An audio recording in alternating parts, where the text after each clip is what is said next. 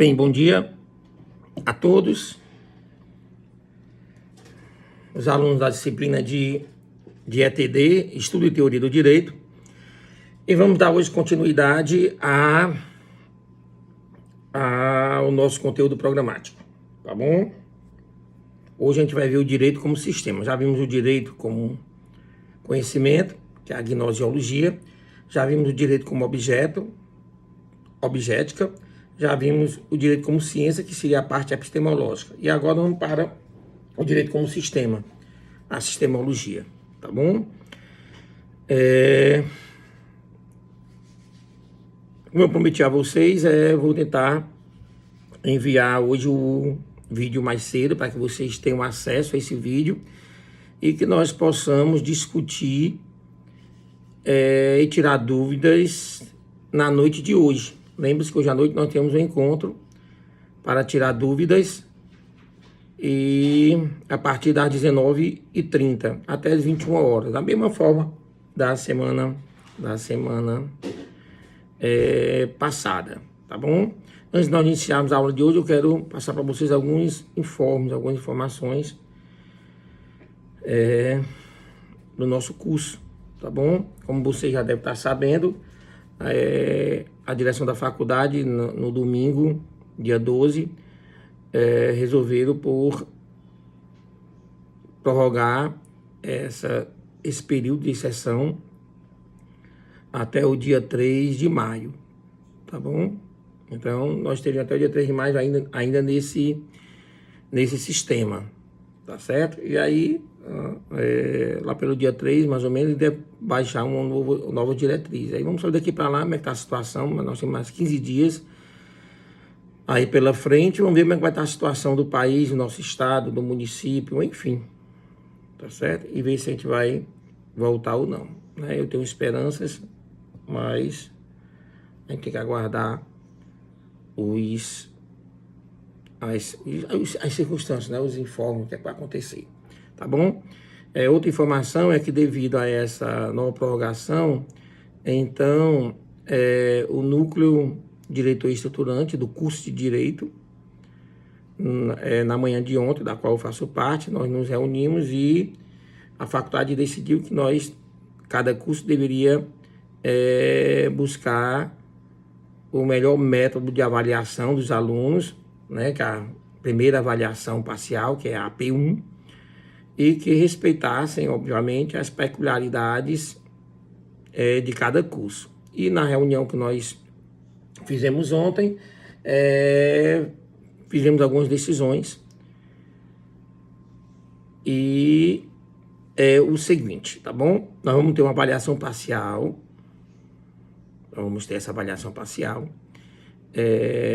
O professor Vasconcelos, tá bom? Eu escolhi pela metodologia de questionário. Então, se vocês quiserem ir lá anotando aí essas datas, de importância vital para que nós possamos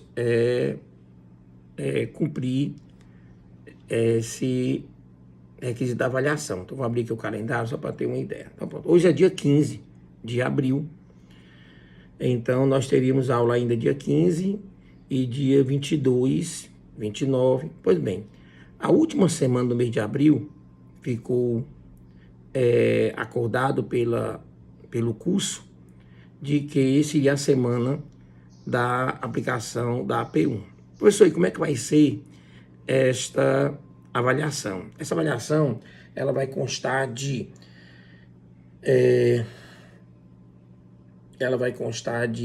um questionário, no meu caso especificamente. Nem todos os professores vão fazer da mesma forma, então vocês não podem exigir que um outro professor faça da mesma forma que o professor Vasconcelos. Então, cada professor vai ter a sua, o que nós chamamos de liberdade de cátedra, tá bom? Dentro dos limites, é claro, né? Então, eu optei por fazer o seguinte, eu optei por fazer um questionário. Esse questionário será respondido por um grupo de alunos, então poderá ser até 4 alunos. Professor, eu quero fazer sozinho, faça sozinho, não tem importância. Eu farei só com o meu amigo ou minha amiga, só 2, não tem importância. O que não pode é ultrapassar 4 pessoas. Então, Esse questionário vai ter no meu caso, vai ter na faixa de umas 8 questões, tá bom? Vai estar dia 29 postado no AVA e os alunos se agrupam, né, de acordo com o que eles acham melhor, se agrupar e responder o questionário e me enviar através do AVA, tá bom? Professor, qual o tempo que nós vamos ter para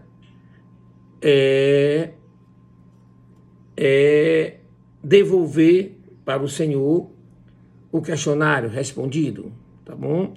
Aí eu optei, dentro do prazo que o curso me deu, o prazo mais longo. Então, dia 29, anota aí, ó, dia 29 de abril vai ser postado o questionário, tá bom? E os alunos, o grupo de alunos, deverão me enviar até o dia 13 de maio. Então, eu estou dando aí 2 semanas para que os alunos resolvam o questionário e me reenviem, tá bom? Para que eu possa corrigir. Quem quiser mandar antes, pode mandar antes, não tem importância nenhuma, mas tem que ser mandado pelo sistema AVA, tá certo? Pelo sistema AVA, tá bom? Que é mais fácil para mim. Aí, caso você não consiga, aí você manda por e-mail, contanto que você identifique, né? Avaliação parcial ETD. Aí coloca o nome dos alunos que fizeram parte do grupo, tá certo? Então, observem que vocês terão, né? Vocês estão sendo avisados 15 dias antes da postagem do questionário e vocês terão ainda mais 15 dias para entregarem o questionário resolvido, tá bom? O questionário resolvido. Professor, o que é que vai ser cobrado nesse questionário? Vai ser cobrado todo o material que foi dado desde o início do semestre. Tanto aquelas aulas presenciais, tá certo? Como também as videoaulas, tá bom? E nós teremos questões daquelas que eu já enviei, aquelas que eu vou enviando semanalmente, eu envio um questionário para vocês, então vai cair alguma daquelas questões, então quem já tiver feito vai ter menos trabalho, quem tiver respondido, né, vai ter menos trabalho, e também vai ser formulado outras questões que poderão ser respondidas simplesmente assistindo às aulas, e talvez tenha umas 2 questões que vocês terão que pesquisar nos livros, pesquisar através da doutrina. Mas esses livros, muitos deles já estou enviando para vocês. Então, eu posso até indicar qual é o livro que vocês devem encontrar, pesquisar, ler a resposta. Tá bom? Então, fiquem tranquilos, a avaliação vai ser tranquila, uma avaliação normal, né, de umas 8 questões, vai ser respondido por um grupo de alunos, né, até 4 alunos, pode ser respondido sozinho, por duplas ou trios, não pode ultrapassar 4, e o que mais também nós podemos dizer a esse respeito? Pronto, é isso. Já falei o que é que vai cair, já falei como é que vai ser as questões, tá bom? Acredito que seja isso a avaliação. Qualquer dúvida mais, eu vou estar hoje à noite, né? E a gente pode tirar dúvidas sobre essas avaliações, tá bom? Vocês sabem, quando a gente fala de avaliação, vem um questionamento ético, tá bom? No que tange as respostas às questões. Então, o que é que a gente pede a vocês, né? Essa avaliação, ela vai ter uma, digamos assim, um alto grau de comprometimento ético do aluno. Inclusive comportamentos que o professor não vai poder atingir. Do tipo que um grupo de 4 alunos, 2 trabalham e 2 não trabalham, mas bota o nome. Pode acontecer isso, tá bom? Tomara que não aconteça nessa turma, mas já aconteceu em turmas anteriores, tá bom? Até em avaliação presencial pode acontecer o que nós chamamos de cola, né? O que no Ceará a gente chama de pescar, pode acontecer, tá bom? É um compromisso ético, tá certo? Então, aí eu peço a vocês, né? É óbvio, eu apelo para a dimensão ética de vocês, a dimensão moral, para que vocês realmente aproveitem a avaliação para adquirir mais conhecimento, tá bom? Adquirir mais conhecimento e não driblar o conhecimento. Então vocês, eu conto com esse comprometimento de vocês, tá bom? Se eu tiver, obviamente, eu recebi 2 trabalhos, tá bom? 2 trabalhos, 8 alunos. E questões iguais não existe, né? Pode existir o mesmo conteúdo. Eu perguntar quais são as funções do sistema jurídico.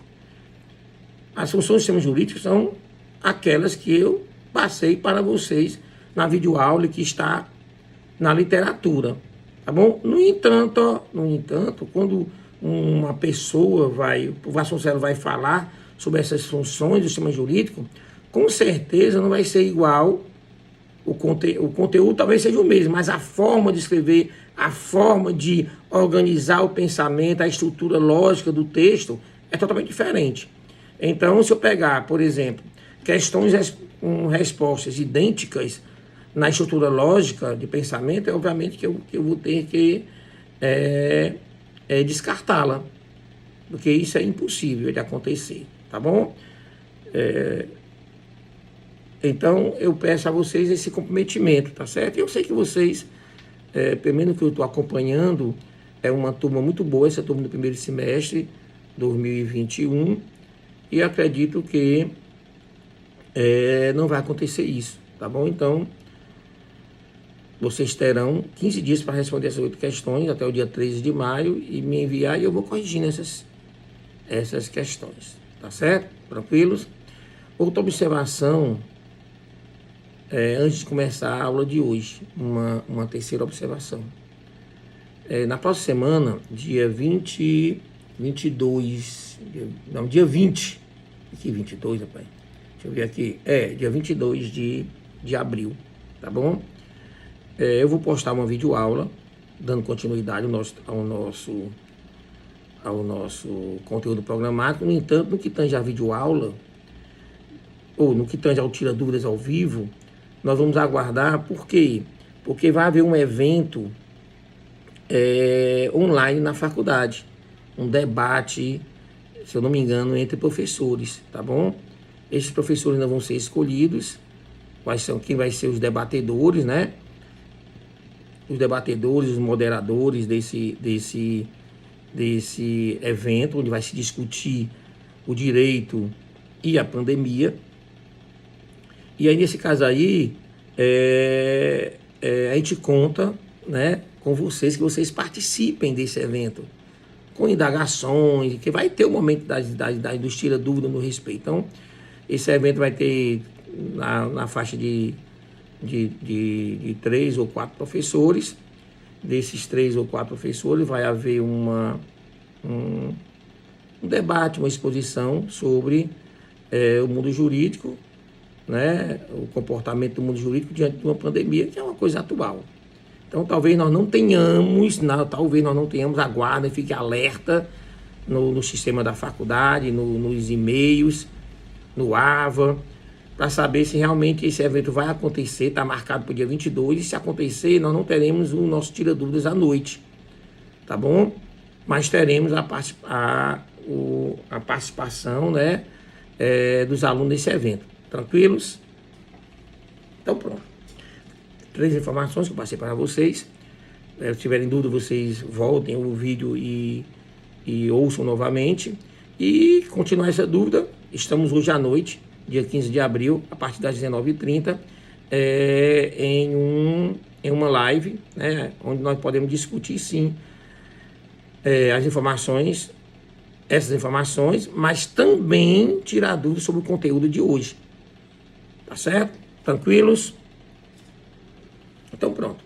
Então vamos agora iniciar a nossa aula de hoje, tá certo? E a nossa aula de hoje é o direito como o sistema, como um sistema, tá bom? Professor, e o que é um sistema? Tá bom? Aí vem de ouvir falar em sistema respiratório, sistema digestivo, sistema educacional, e aí vem de fala de sistema jurídico.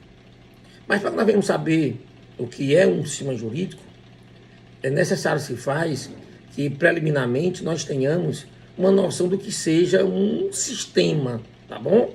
O que é um sistema. Então vocês imaginem um conjunto imenso de objetos, tá bom?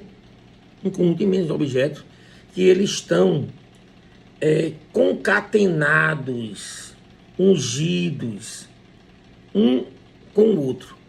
Só que essa junção deles, essa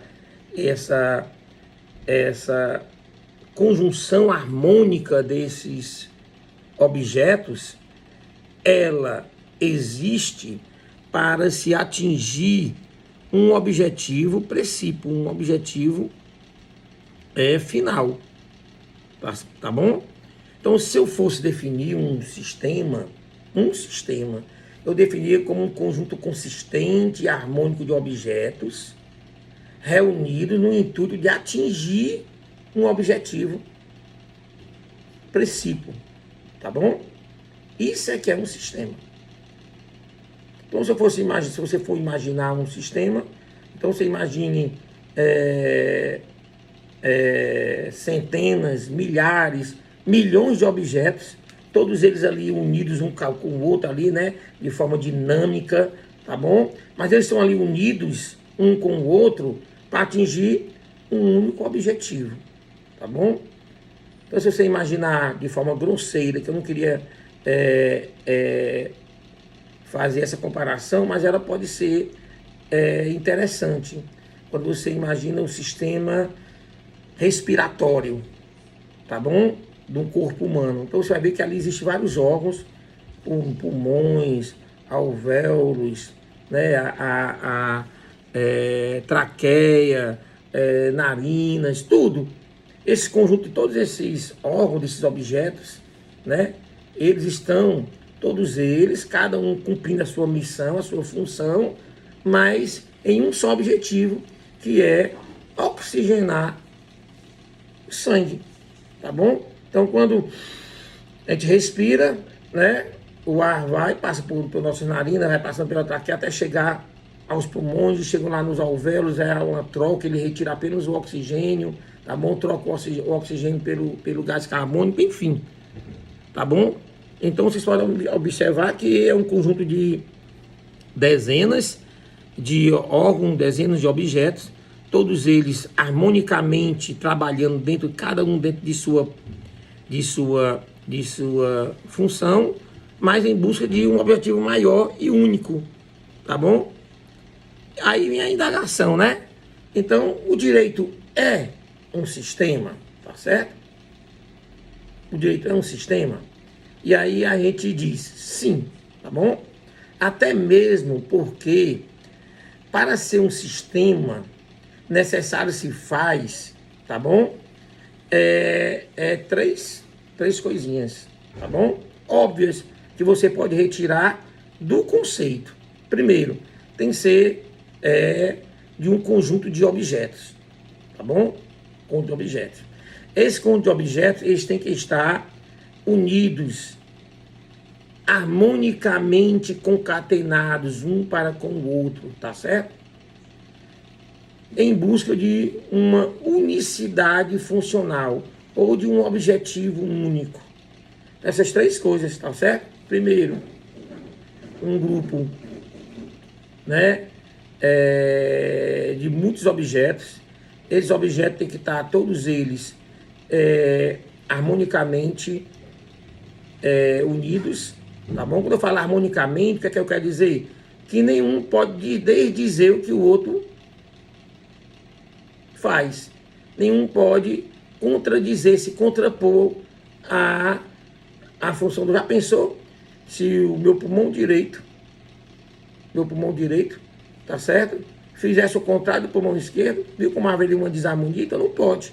Então todos eles têm que estar unidos harmonicamente, de uma forma que nenhum pode se contrapor, se destoar do outro, tá certo? Nenhum pode se destoar. Então tem todos trabalharem em prol de um único objetivo, que a gente chama de unicidade funcional, tá certo? É uma única função, tá bom? Então, partindo desses pressupostos conceituais, a gente pode dizer sim, que o direito é um sistema, sim, denominado de sistema jurídico. E aí, professor, como é que nós definiríamos? A gente pega a definição do sistema de forma geral, como eu falei para vocês, é um conjunto consistente e harmônico de objetos reunidos no intuito de atingir um objetivo. Vamos substituir agora para o direito, tá bom? Já que o direito é um sistema. Então, se um sistema tem que ter um conjunto harmônico de objetos, que objetos seriam esses no direito? E aí, no direito, os objetos, os milhares de objetos, os milhões de objetos, são denominados de normas, tá bom? Então, o sistema jurídico é um conjunto consistente e harmônico de normas, tá bom? Reunidas no intuito de buscar a pacificação social. Aí sim nós começamos a observar o direito sim como um sistema jurídico, ou como o direito como um sistema, denominado de sistema jurídico. Eu defini qual é o objeto e definir qual é o objetivo do direito. E aí eu pego esse objeto e esse objetivo eu faço só incluir dentro do conceito genérico de sistema, substituindo. Onde tem objeto eu coloco norma e onde tem objetivo eu coloco a pacificação social. E acaba por nós definirmos o direito como um conjunto consistente e harmônico de normas jurídicas no intuito de atingir a pacificação social. O direito não está para buscar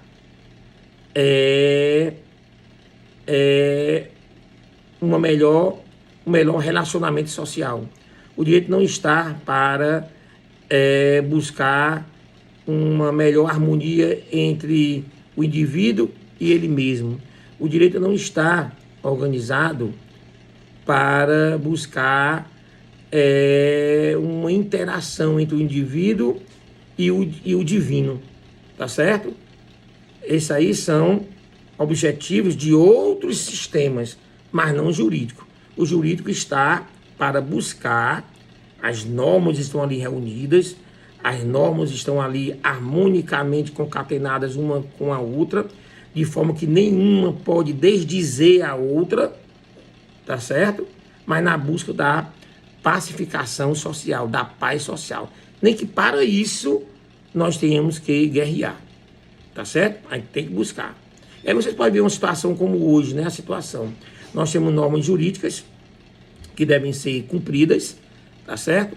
Devem ser respeitadas, e nós estamos vendo, às vezes, determinados decretos, determinados normativos de administradores públicos que vão de encontro a essas normas. Aí vocês estão observando, se vocês estiverem assistindo aí, acompanhando, né, as notícias, também está vendo aí discussões, atritos, né? Algumas manifestações, algumas prós, outras contras, enfim. Então nós estamos vendo assim, uma situação uma situação que está meio desarmônica, mas não ao ponto ainda de nós apelarmos para o que nós denominamos de direito penal do inimigo, tá bom? Depois, quem quiser saber o que quer dizer o direito penal do inimigo, vocês podem pesquisar, ou a gente pode também responder essa indagação na aula de hoje à noite. Tranquilo? Então nós já definimos o que é um sistema, já definimos os requisitos para ser um sistema, já vimos também que o direito é um sistema, definimos o objeto do sistema jurídico, definimos a função do sistema jurídico e, em cima disso, nós definimos o que é um sistema jurídico ou definimos o direito como um sistema.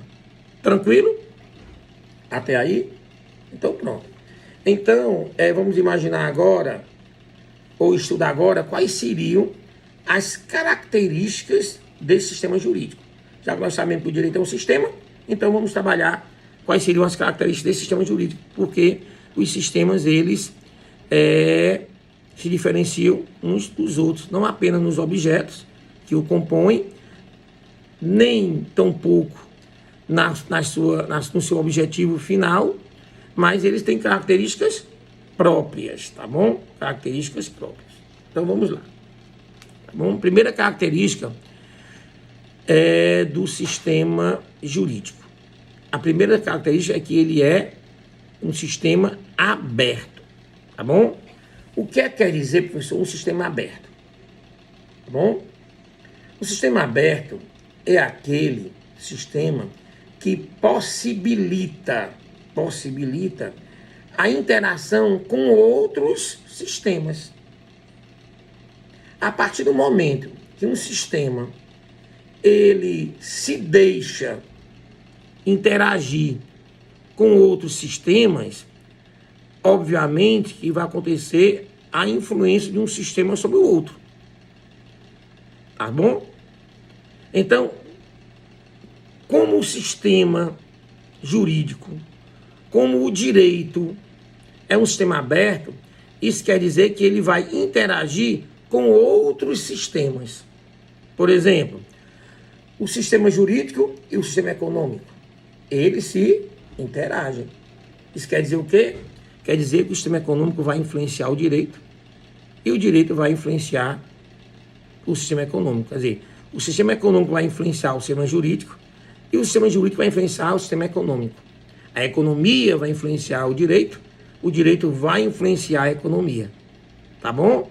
Estamos vendo aí as situações. Por exemplo, a economia hoje, ela clama, tá bom? Que as pessoas precisam ter o mínimo monetário, o mínimo de um valor monetário, o mínimo de um valor em dinheiro para sobreviver. No entanto, diante de uma situação, né, de um sistema social maior, está nos impondo que nós tenhamos a ficar em casa, alguns sem trabalhar e, consequentemente, sem trabalhar, sem produzir, sem receber dinheiro.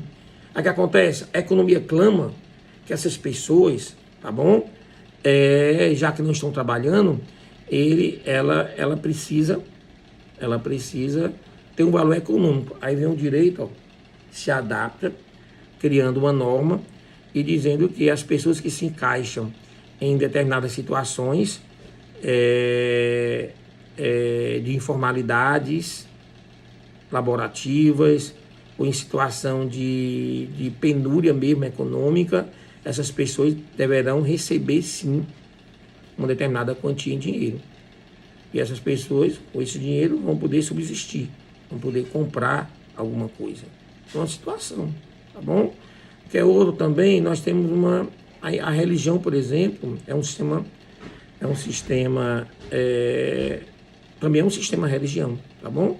Também é um sistema, tá certo? E a religião também influencia o direito, tá bom?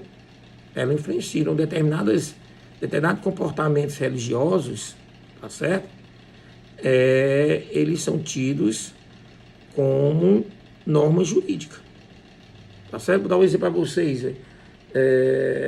O adultério é uma norma religiosa, e é uma norma religiosa pesada, assim, em termos de penalidades no mundo religioso. E ela influencia o direito? Influencia sim, tá bom? Até uns 15, 17 anos atrás, o adultério era crime. É óbvio que hoje não é mais. Hoje não é mais crime. Hoje é uma ilicitude civil, tá bom? Então, ela pode sim causar transtornos patrimoniais ao cônjuge adúltero, tá bom? Então, se nós temos um casal, tá bom? Eles são casados, civilmente casados. E eles têm, obviamente, um patrimônio comum, tá bom? Casou, vai ter patrimônio comum. E se porventura, né, esse casamento for dissolvido, né? Se esse casamento acabar com um divórcio e houver um motivo, e o motivo for o adultério, por exemplo, nesse caso especificamente, quando da partilha de bens, que seria meio a meio, tá bom? Nesse momento, o cônjuge adúltero, ele poderá receber menos, tendo em vista que ele foi o causador. Mas é uma norma religiosa, tá bom? É uma norma religiosa, tá certo? Quer dar um outro exemplo? O aborto. O aborto também é uma norma religiosa, tá certo? E ela é muito influente no direito, tanto que o direito ele pune rigorosamente a prática de aborto, tá certo? E o direito ele deixa pouquíssimas exceções para o que nós denominamos de aborto legal, quer dizer, a possibilidade de uma mulher, né, abortar sem ser punida. No Brasil nós só temos 2 casos legais mesmo, só temos 2 casos, tá bom? É o caso do bebê ser fruto de uma violência, de um estupro, por exemplo, ou então no caso de perigo iminente, né? Perigo iminente de vida da gestante.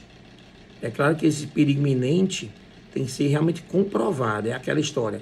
Ou ela aborta, ou ela tem uma grande possibilidade, uma grande probabilidade de morrer.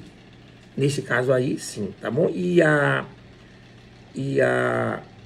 vontade da mãe nesse momento, né, da gestante, né, que não é mãe ainda não, ela é uma propensa mãe, ela é uma gestante, tá? Nós estamos com uma vida humana em gestação, então ela não vai importar a vontade dela, tá certo? Não vai mudar. Professor, eu ouvi falar já dos anencéfalos, situação de anencefalia, mas não é legal não, tá certo? Era uma possibilidade jurisprudencial, tá bom? Ainda não está na lei ainda não. Vocês podem procurar no Código Penal as excludentes de punibilidade, no caso desse tipo de aborto, você não vai encontrar o caso da anencefalia, tá bom? Você vai encontrar só o caso do aborto sentimental, que é o aborto por aborto, né? E o aborto pela saúde da mãe, tranquilo? Mas só que tá vendo aí como o direito ele é aberto, ele recebe influência, tá certo? Que é outro exemplo bem claro, ele recebe influência do sistema político. Dependendo da ideologia política que domina um determinado país, essa ideologia se retrata imediatamente no direito. É de forma imediata, tá bom? Então, a primeira característica do sistema jurídico é de que ele é aberto. Tá certo? Tranquilo? Vamos para a segunda característica. A segunda característica do sistema jurídico é que ele é dinâmico. Tá bom? Professor, o que quer dizer que o sistema é dinâmico? Aí eu pergunto a vocês, o que é algo dinâmico? Vocês vão observar que algo dinâmico é algo que está sempre em movimento. Ele não é estático, parado. Ele está sempre em movimento. Ele está sempre modificando, tá bom? De acordo com as necessidades atuais para pacificar a sociedade. Então, à medida que a sociedade vai se modificando, vão surgindo novas necessidades, tá certo? E o direito tem que se adaptar a essas novas necessidades, tá bom? Você pega só um instituto, apenas só um instituto. Eu vou citar aqui um instituto que, no caso, seria o casamento, por exemplo. O casamento é um instituto jurídico, tá bom? Se você for observar no decorrer das décadas, o casamento hoje, ele se adaptou bastante. Antigamente, bastava você se casar no religioso, estava casado no jurídico. Então, bastava ir para uma igreja, tá certo? Bastava ir para uma igreja, me casava lá na igreja e eu já estava casado juridicamente. Foi passando o tempo, separou-se o casamento religioso do casamento civil. Não basta apenas o casamento religioso. Para o direito, o que vale é o casamento civil. Tá certo? Foi-se passando. Começamos a observar que existiam pessoas que não estavam casadas civilmente, mas viviam como se casados fossem. Aí surge a união estável. E hoje, pessoas que vivem em união estável podem pedir ao Poder Judiciário que declare o convívio marital, tá certo? E o juiz declarando essa união estável, ela vai ter os mesmos ou quase os mesmos efeitos de um casamento. Tá vendo? Aí de repente passando, opa, peraí, mas tem pessoas que não sentem-se atraídos por pessoas de sexo diferente, mas por pessoas de um mesmo sexo. Tá certo? Como é que vamos resolver esse problema? Aí hoje nós estamos vendo a possibilidade de haver casamentos civis de pessoas do mesmo sexo.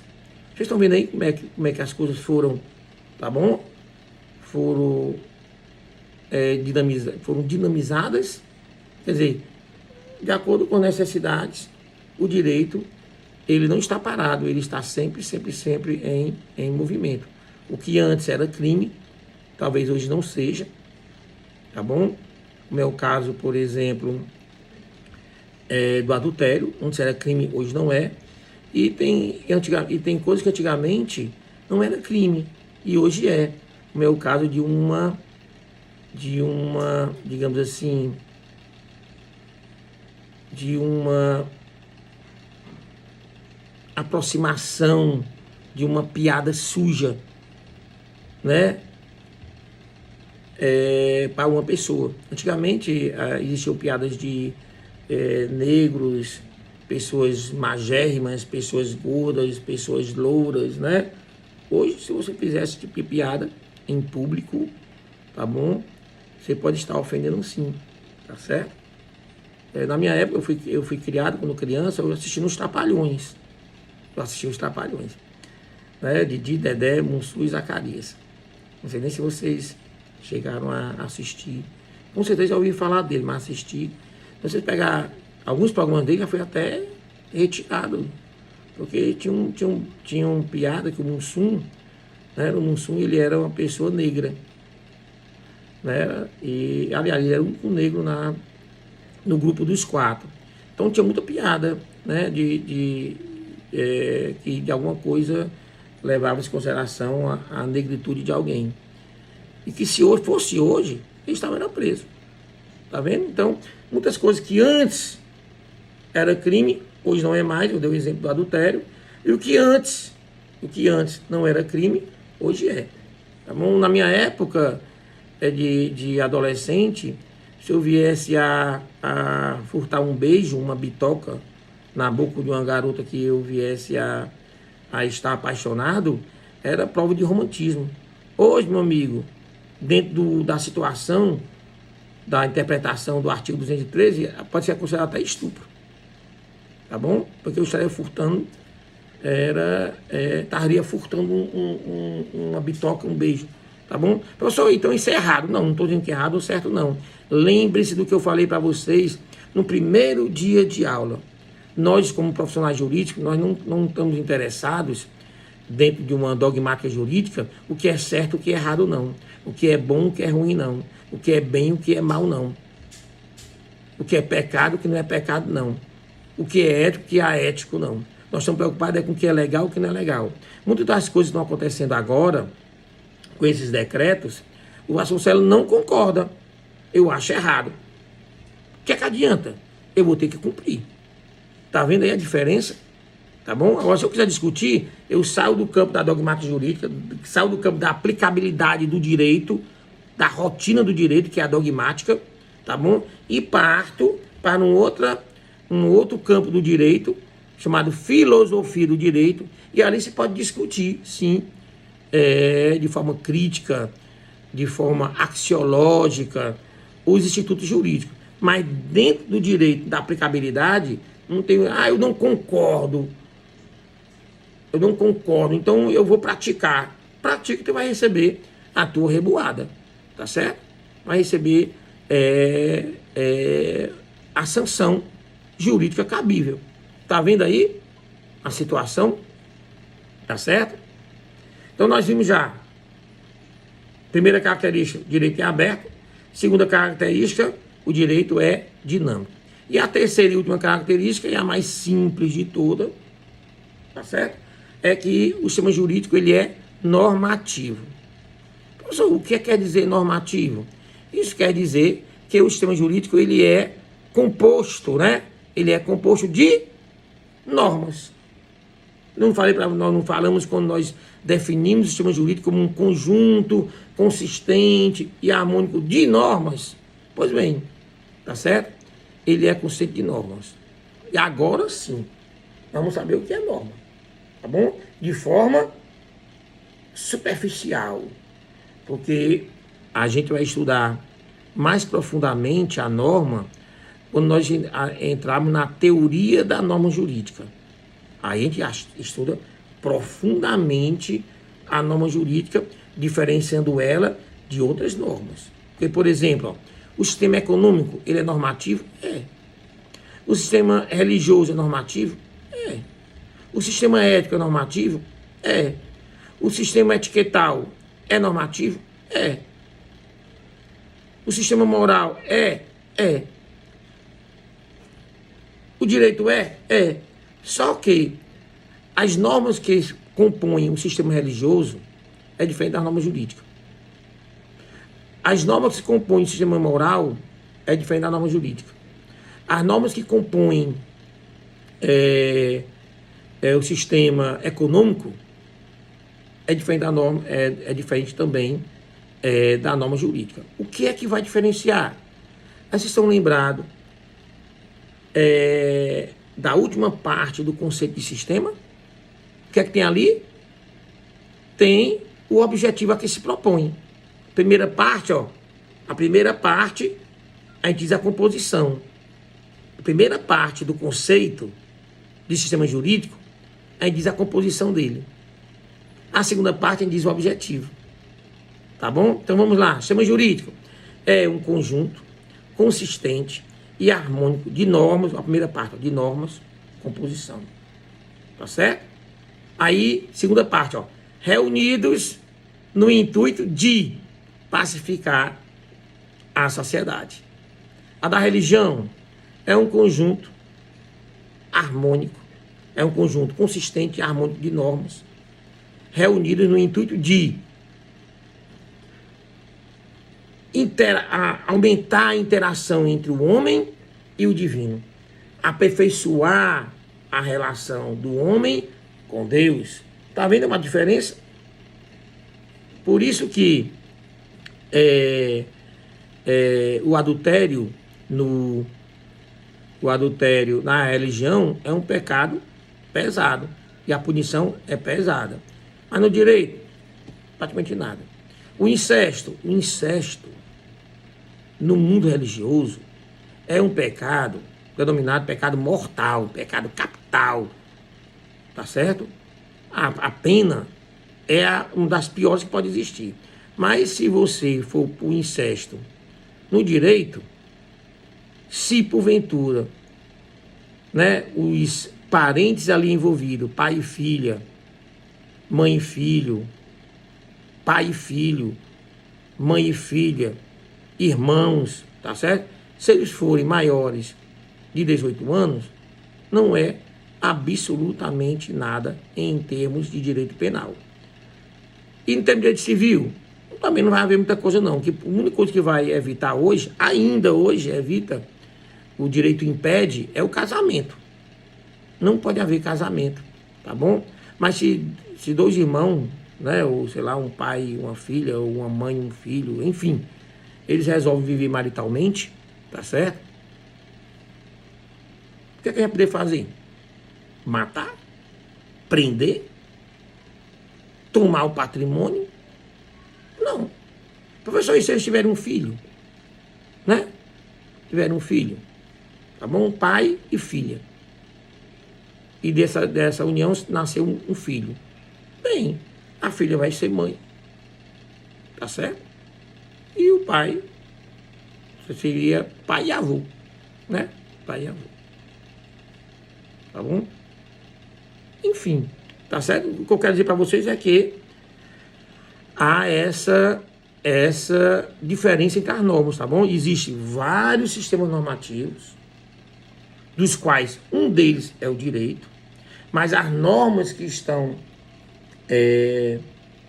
que compõem o sistema jurídico, elas têm características próprias, tá bom? Como nós já vimos, e vamos ver quais são os tipos, tem características próprias e função própria, tá certo?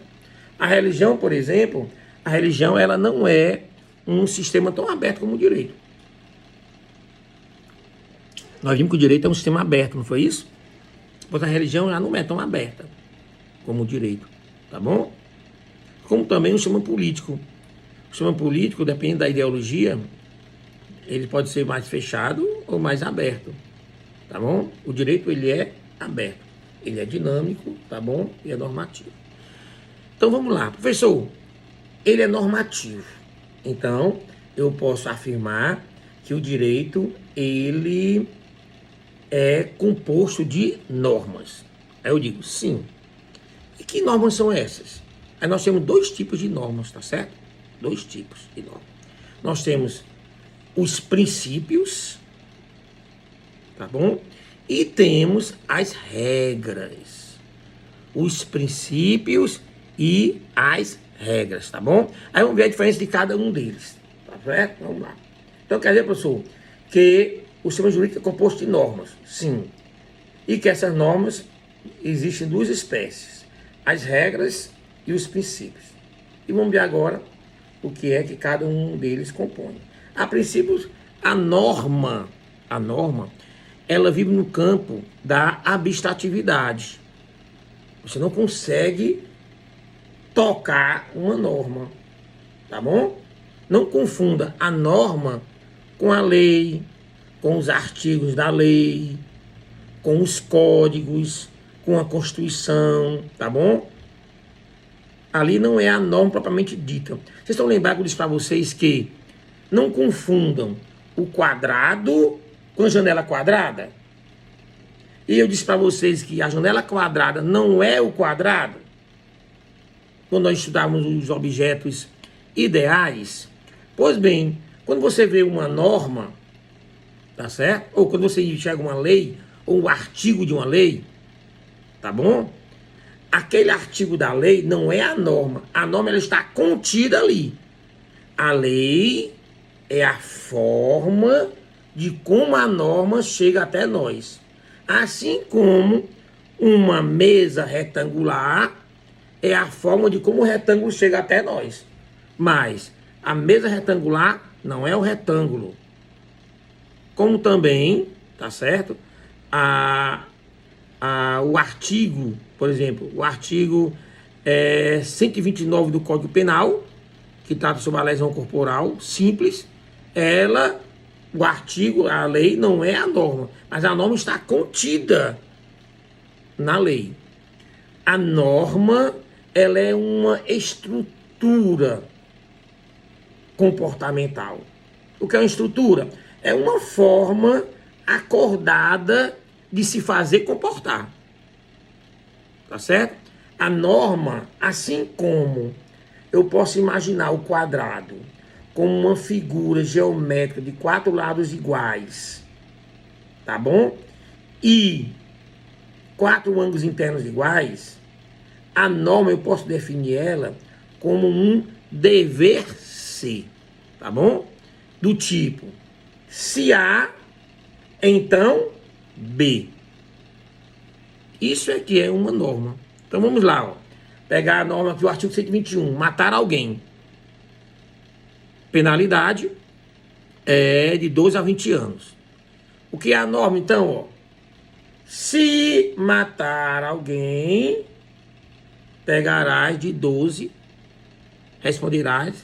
12 a 20 anos de reclusão. Tá certo? Então, a primeira observação a ser feita é sobre essa dimensão abstrata da norma. Tá certo? A norma, ela é uma estrutura, é uma forma acordada de se fazer comportar, e ela pode chegar até nós, através de um artigo de uma lei, ou através de um artigo de um decreto, ou através de um artigo da Constituição, pode chegar através de uma cláusula contratual, tá bom? Você faz um contrato, você elabora um contrato de locação de imóvel com alguém. E uma das cláusulas diz que você deverá pagar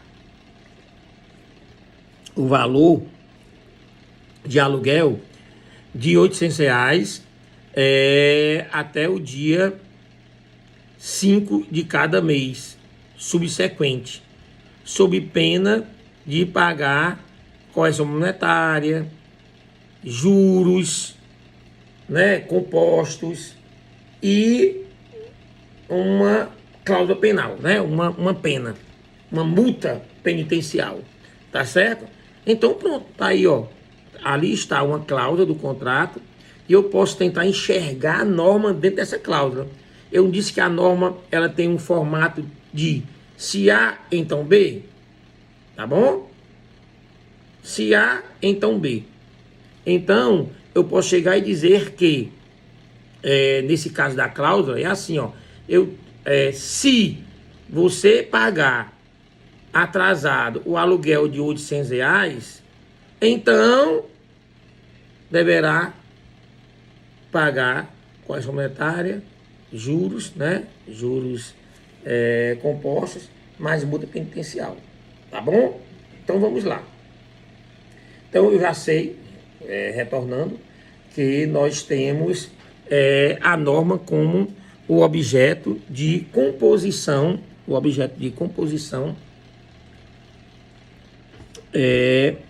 do sistema jurídico.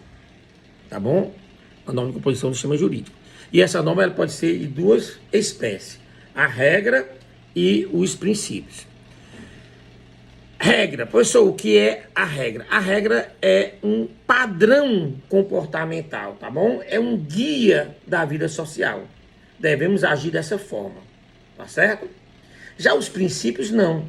os princípios eles não são considerados padrões, eles não são considerados um guia para a vida social.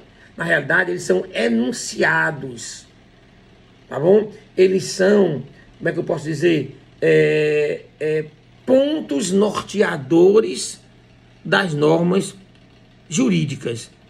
A norma jurídica, seja qual for ela, deve se nortear pelos princípios.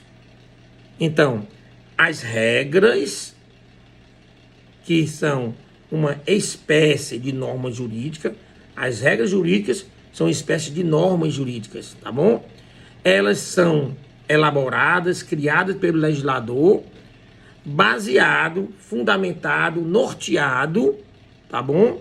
Em princípios jurídicos, que também são normas.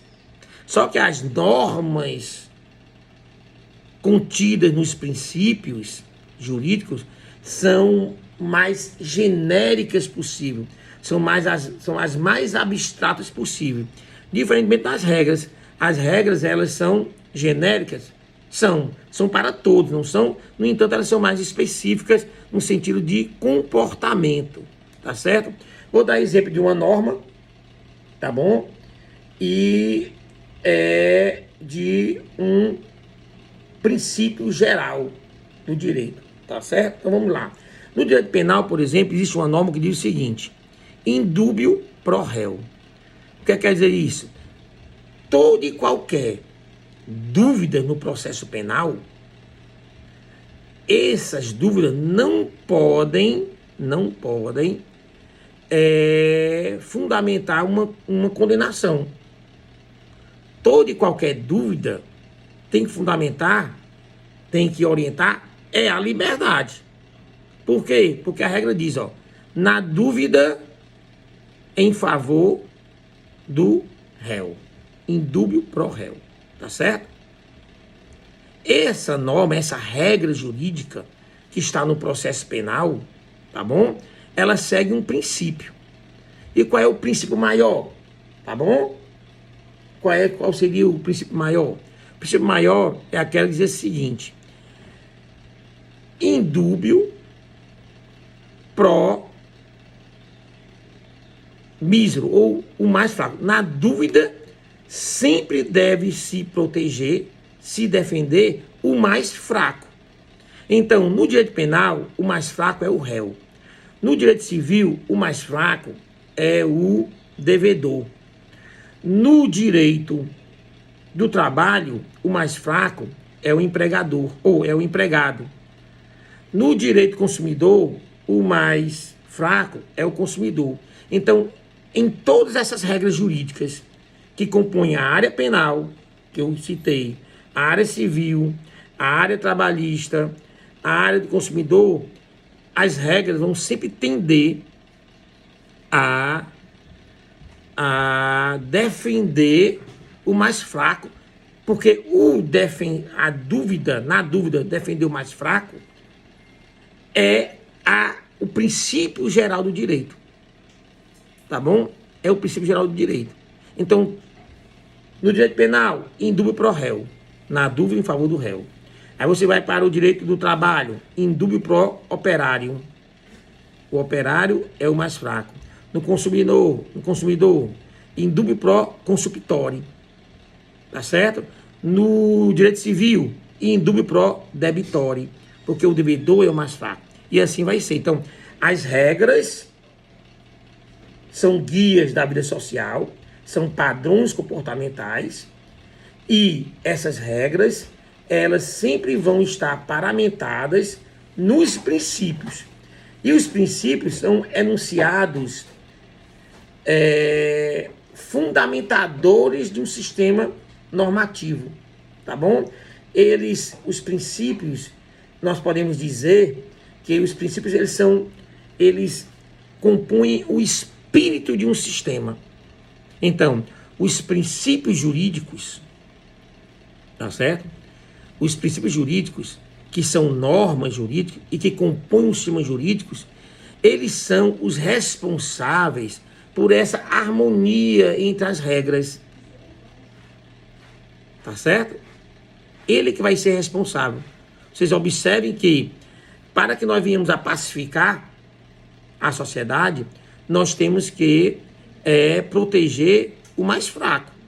Porque se nós deixarmos para os mais fortes dominarem, a gente volta ao homem primitivo, onde a lei do mais forte prevalecia. Naquela época do homem primitivo, tá bom? O homem mais forte dominava o mais fraco. Quando ele chegava numa localidade, ele dizia, olha, essa localidade aqui é minha. E o mais fraco dizia, não, é meu, é meu. E havia a discussão, quem é que vencia? O mais forte. Hoje é óbvio que com a sociedade moderna, o mais fraco não vai estar no físico, né? Não vai estar no físico. Vai estar em um conjunto, né? Em um conjunto social que uma determinada pessoa representa. Você pode ser um cara, em termos físicos, um dos mais fortes que pode existir. Mas se você não tiver uma situação econômica, se você tiver uma situação econômica muito precária, aquele fraquinho, tá bom? De poder econômico muito forte, ele vai te engolir, tá certo? Então é por isso que o direito tem como princípio, tá bom? Maior defender os mais fracos, né?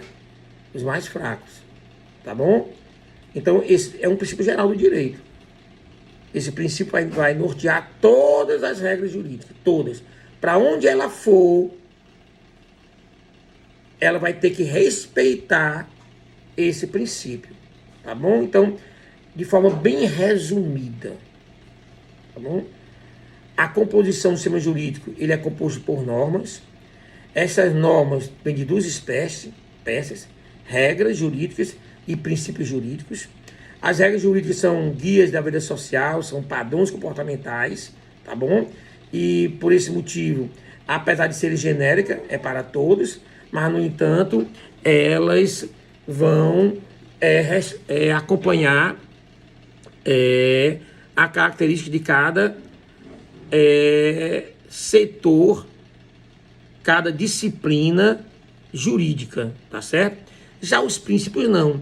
Os princípios são enunciados, são princípios norteadores, eles fundamentam todo o sistema normativo. Então eu posso muito bem realmente dizer que o direito, os princípios, eles são responsáveis pela harmonia,